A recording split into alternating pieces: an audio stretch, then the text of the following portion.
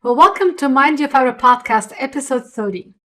Today, we're talking about relationships. Believe it or not, relationships come up a lot in my rheumatology office. A chronic condition or chronic pain is a major life stressor, affecting not only the patient, but everyone around them, from family and friends to coworkers to even doctors. If you're a family member, a spouse or partner, a child or a parent, a friend or coworker, of someone diagnosed with fibromyalgia or any other chronic condition, thank you for listening. I will talk to you later in this episode, so please stick around. If you're new to this podcast, welcome, and thank you for taking your time to support someone with fibromyalgia. This small task of listening to a short podcast episode likely means a lot to the person in your life who has fibro, a little gesture of love and support, and a sign of acknowledgement. So thank you. If you are in an abusive relationship or a victim of domestic violence, I am so sorry. Please get help.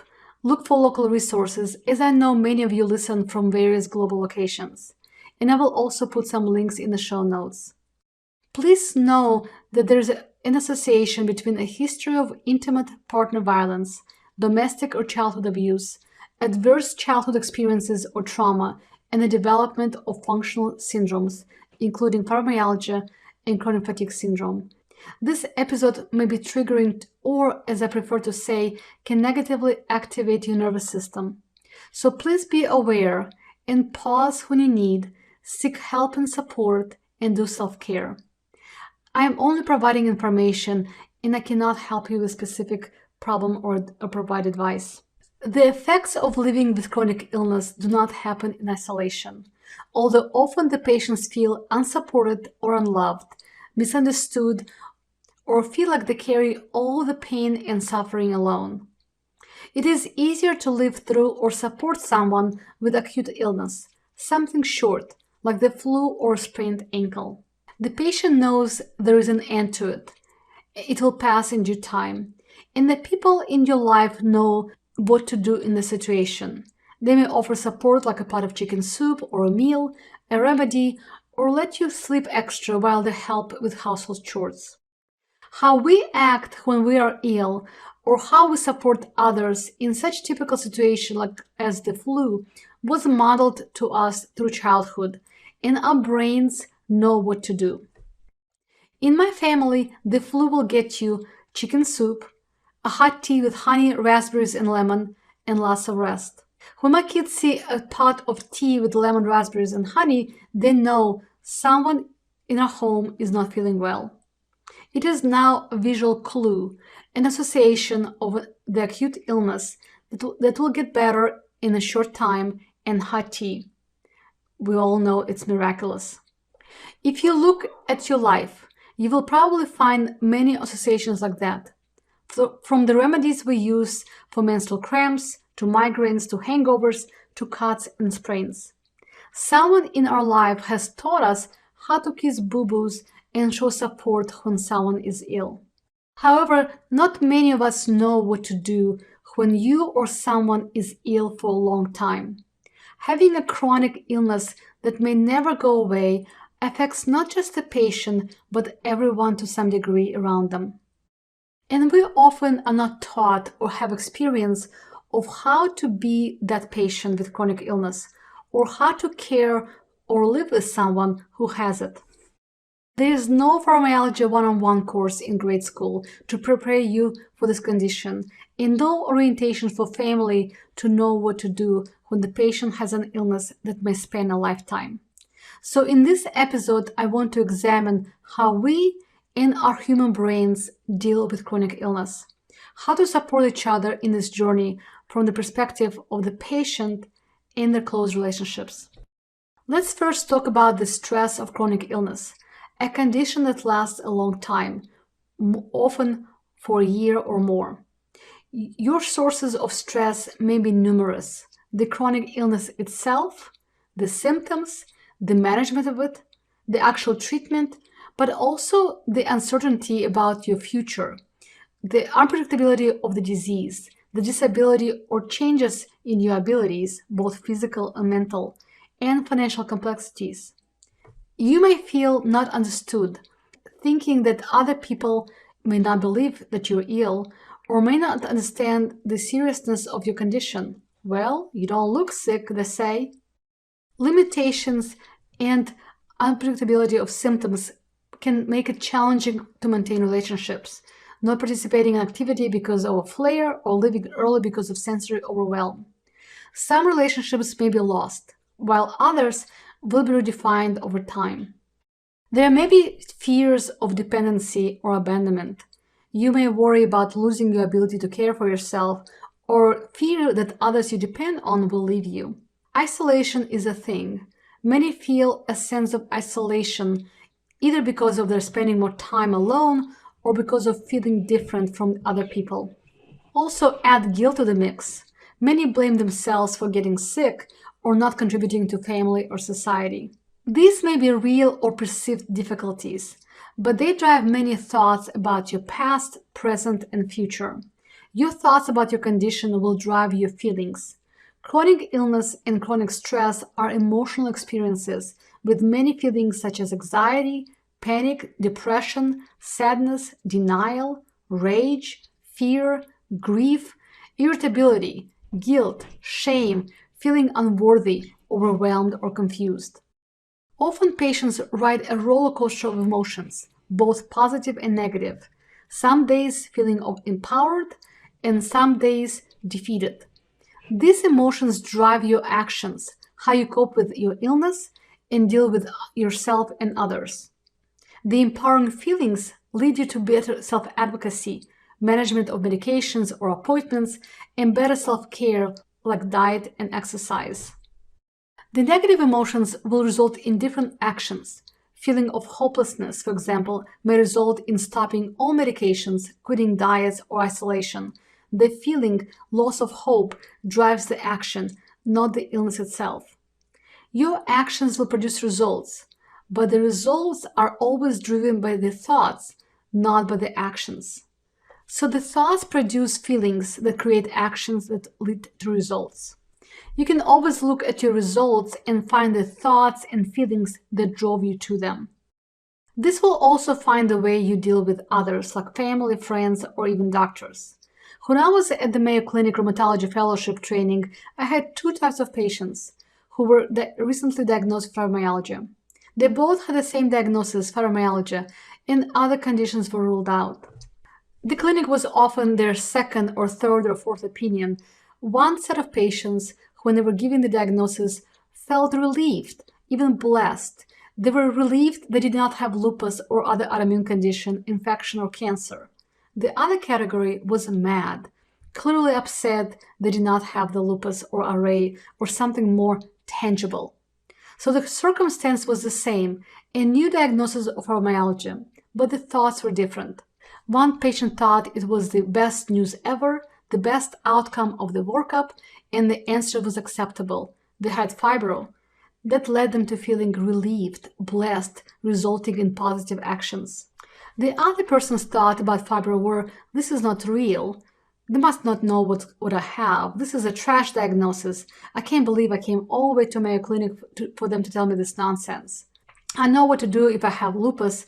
There's treatment, but what do I do with fibro?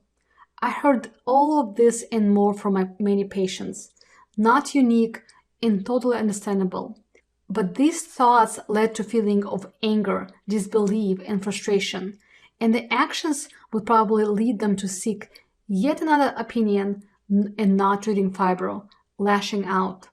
So the circumstance of a new diagnosis of fibromyalgia, but different thoughts about it that lead to different feelings, producing different actions and results.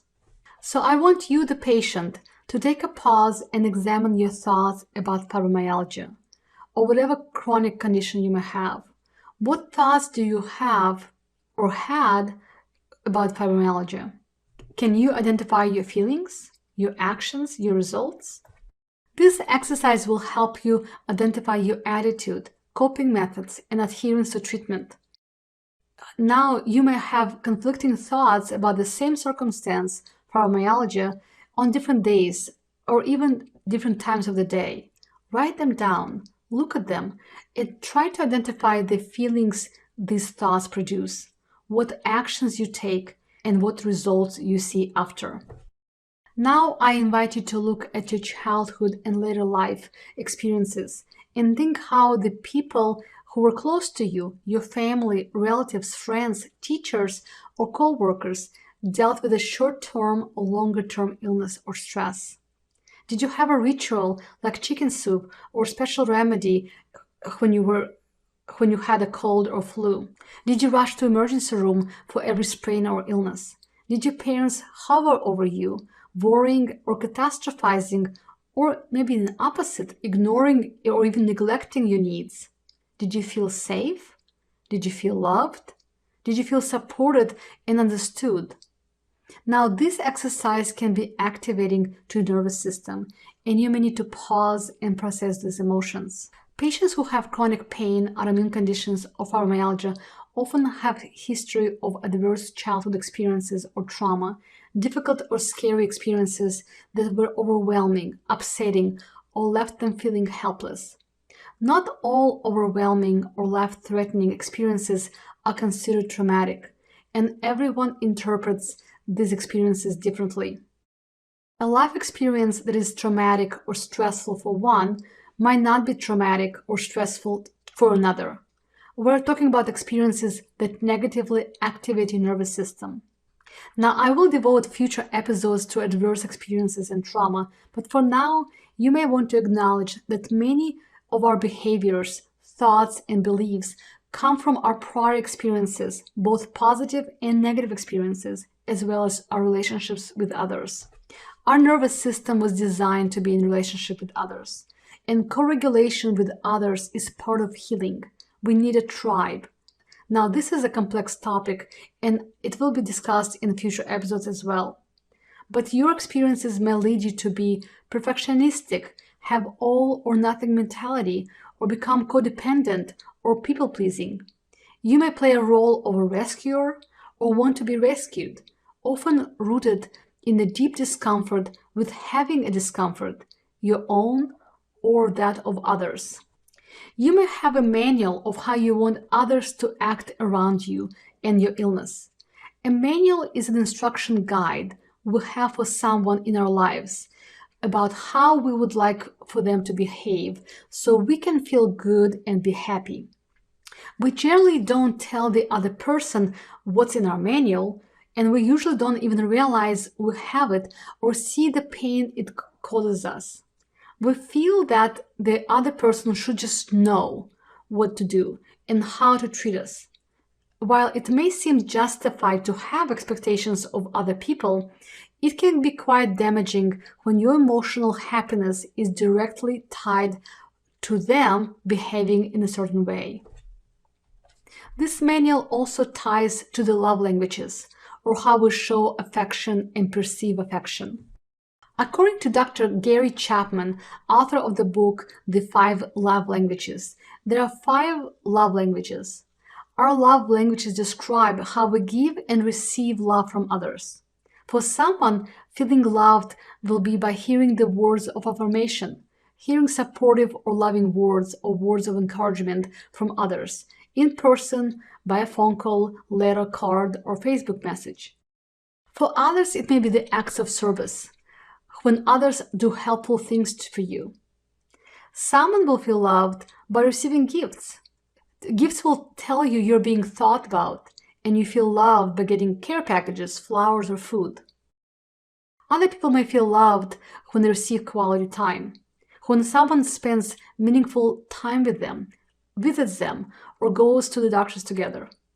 Or it may be a physical touch, being close to or caressed by others, getting hugs and kisses. So you see there are many languages of love, and you and people around you may speak a different love language. You may only feel loved when someone does acts of service for you, doing helpful things, like taking your car to the service or doing dishes, while your partner shows his love by giving gifts, buying you yet another blanket or a foot massager. So to summarize, you have thoughts, beliefs, and feelings about your illness. It is totally normal, but not often thought about. You also behave and expect others to behave around you according to your prior experiences, your thoughts and feelings.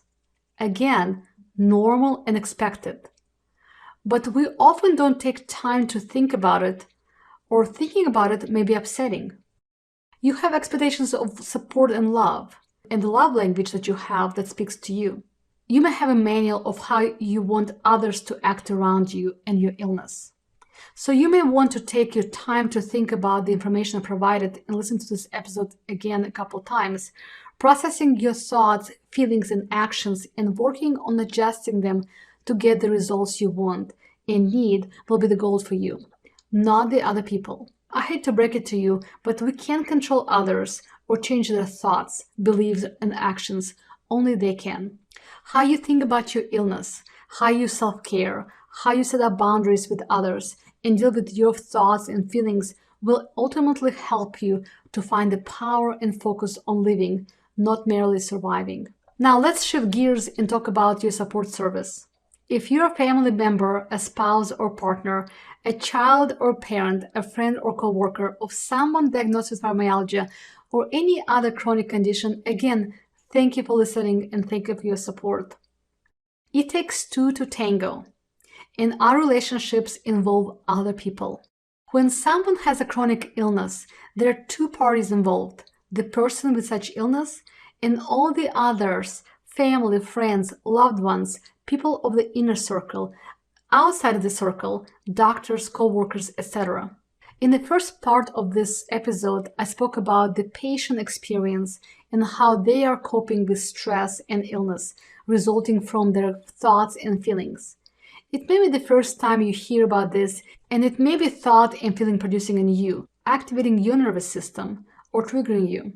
It is not my intention to exacerbate any divide, but to actually bring you all closer. There should be no blame or shame, but it may be a conversation-provoking episode that improves your communication.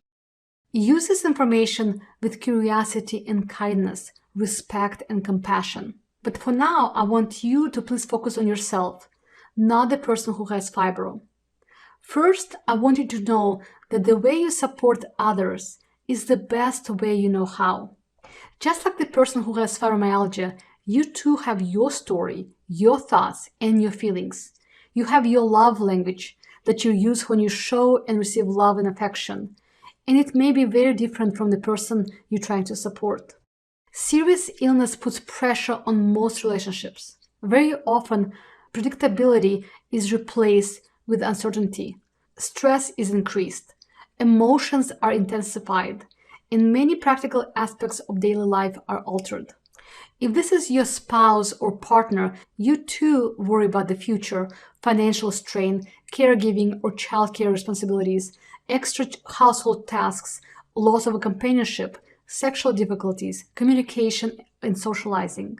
You may feel overwhelmed, uncertain, sad, and depressed, with episodes of resentment and frustration. This is very normal. You may feel uncertain about how to help. This is also normal. A person who used to be healthy now has a lot less energy than before, is often in pain, has trouble thinking clearly, and finds themselves easily overwhelmed by stress or even by light or sound or your touch. Now, I will devote other episodes on practical aspects of adaptation, household tasks, finances, socializing, and other more physical relationship adjustments like sex and intimacy. But today, we're talking about your feelings and thoughts and about coping. Now, the beginning of the episode, I talked about how our thoughts and feelings drive our actions and how our past experiences, like childhood trauma or stressful events, affect our coping. Well, guess what? It does not only apply to the patient. I would recommend you listening to this episode a couple times. First, from the personal experience and perspective, and another time from the perspective of the patient with fibromyalgia.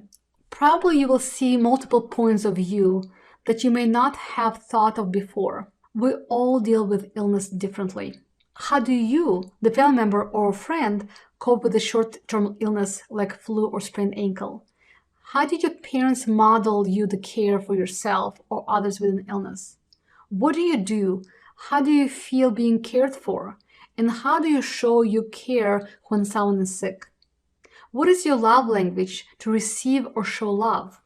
Is it by providing the words of affirmation, telling supportive or loving things to others?